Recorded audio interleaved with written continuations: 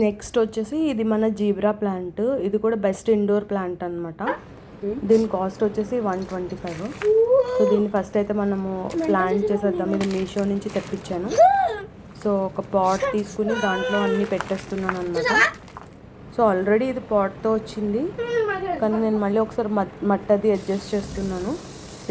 మంచిగా మట్టి వేసి దానికి వాటర్ అవన్నీ వేసి సెట్ చేస్తున్నాను అనమాట.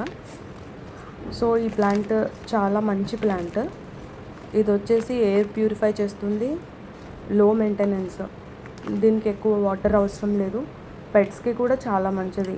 ఇది ఎయిర్ని కూడా ప్యూరిఫై చేస్తుంది. అలోవెరా ఎలా యూజ్ చేస్తామో ఈ లీవ్స్ మన స్కిన్కి అప్లై చేసుకుంటే అట్లానే కొన్ని ఇరిటేటింగ్ నేచర్ అట్లాంటివి ఏమైనా ఉంటే పోతాయి అన్నమాట.